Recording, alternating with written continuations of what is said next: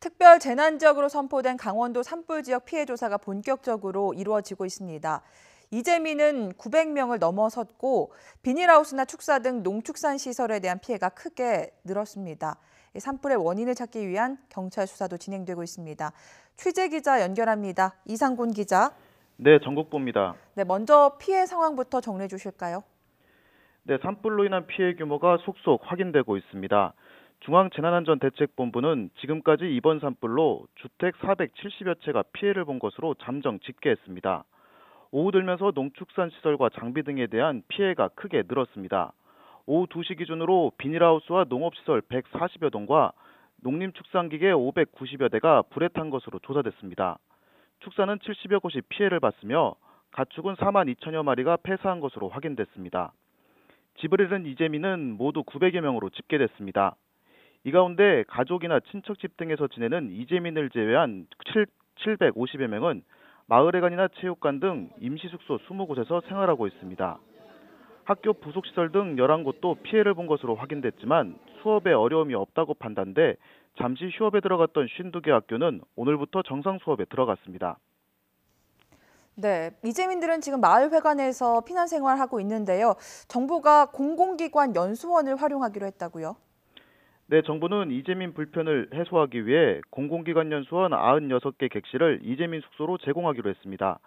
먼저 그제 동해 지역 이재민 23명이 철도시설공단 망상연수원으로 이주했습니다. 고성과 속초 지역 이재민들 역시 수요조사를 거쳐 공공기관 연수원으로 옮길 예정입니다. 하지만 강릉 지역은 연수원에 들어가지 않겠다는 이재민이 많습니다. 마을에 간 생활이 불편하지만 농사 등 생업을 위해서는 마을과 멀리 떨어진 연수원까지 갈 수 없기 때문입니다.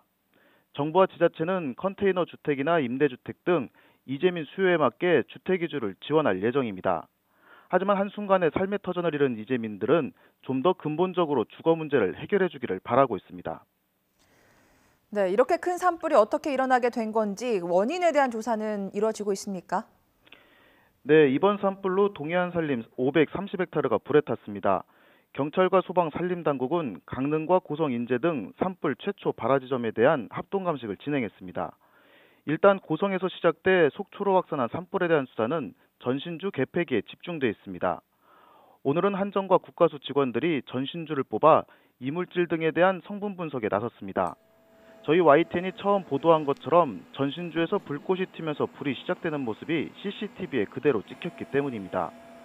경찰은 앞서 합동 감식을 통해 확보한 개폐기와 전선 등을 국가수에 정밀 감정을 의뢰했습니다. 또 한국전력의 전신주 관리 소홀 부분과 강풍으로 이물질이 날아와 자극을 줘 불꽃이 일어난 경우 등 모든 가능성을 열어두고 수사를 벌이고 있습니다. 강릉 산불은 옥계면에 있는 신당 재단에서 전기초가 발화했을 가능성을 의심하고 있습니다.